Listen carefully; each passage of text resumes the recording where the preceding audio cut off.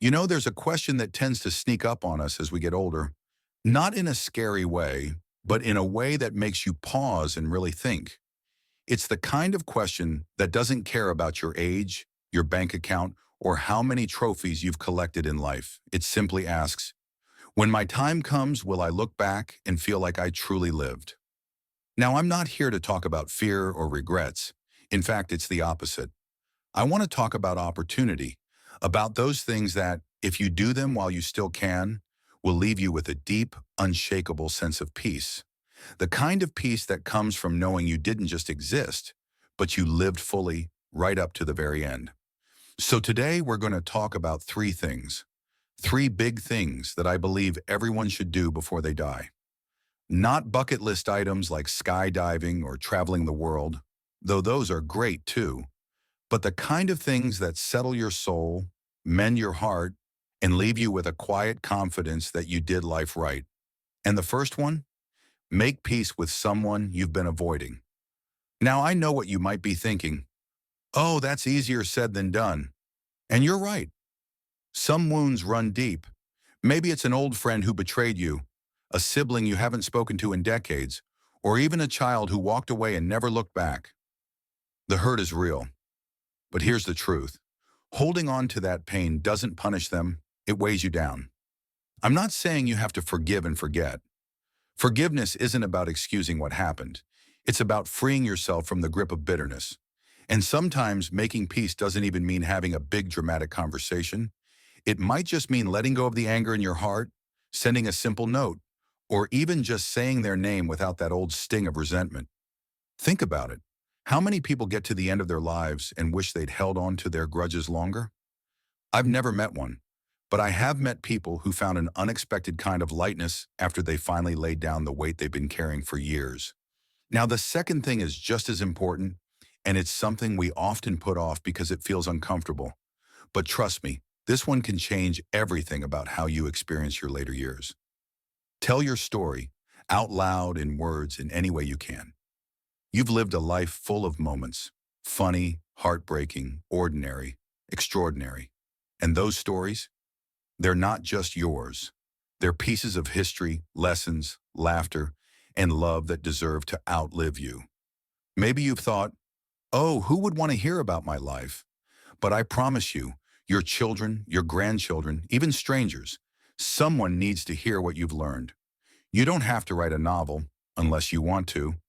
You could record voice memos, film little videos, or even just sit down with a grandkid and tell them about the world as you knew it.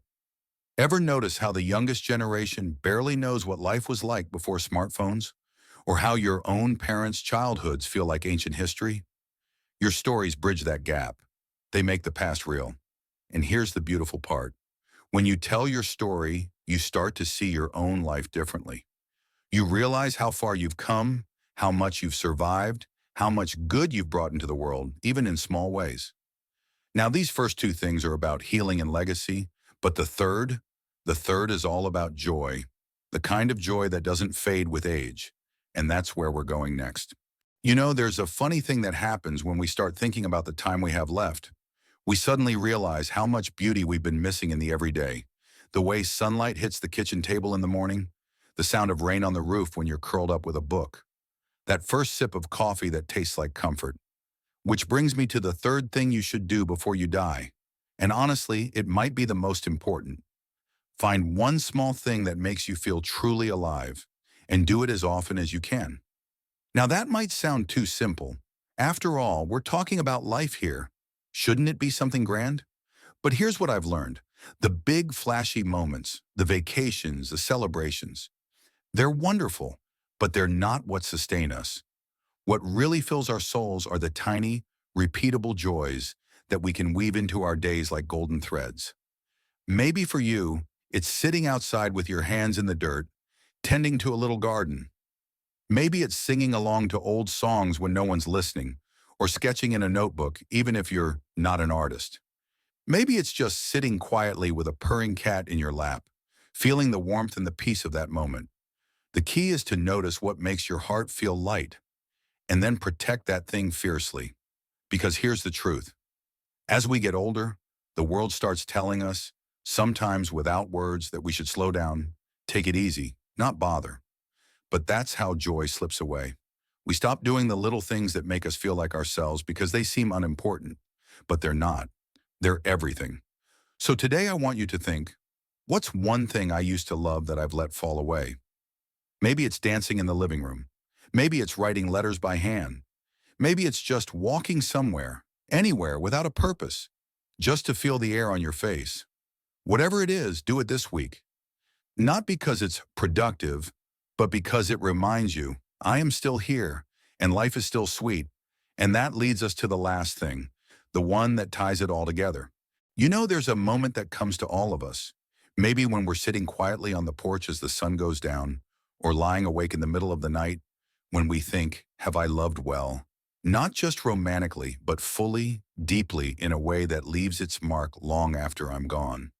And that brings me to the last thing you should do before you die, the one that makes all the others matter. Let the people you love know it in words and actions until there's no doubt left in their minds. Now, I know what you might be thinking. My family knows I love them. I don't need to make a big speech. But here's the truth. We think they know, but life gets busy. Days turn into years.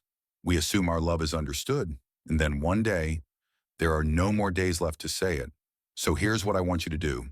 Not someday, but soon. First, say the actual words. Not just, you know I love you, but I love you. Clear and direct. Look them in the eye when you say it.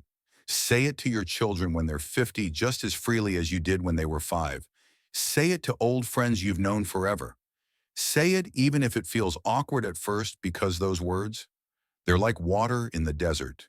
You never know how badly someone needed to hear them until you see their face soften. Second, love them their way, not yours. Maybe your daughter doesn't care about homemade quilts but would treasure handwritten notes. Maybe your grandson doesn't want your old watch but would give anything to hear stories about your first job. Love isn't about what we want to give. It's about what they need to receive. And third, this is the big one. Forgive yourself for the times you think you loved imperfectly. Every parent, every friend, every human being looks back and thinks, I should have been more patient, more present, more. But here's what those you love will remember.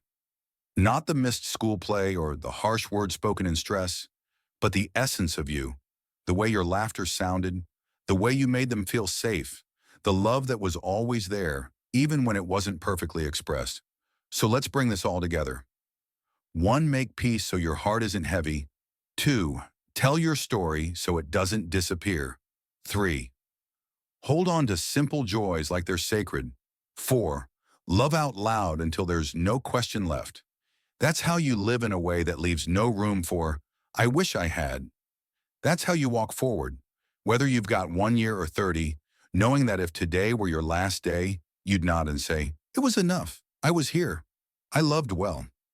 Now I'd love to hear from you. What's one thing you've done that makes you feel at peace?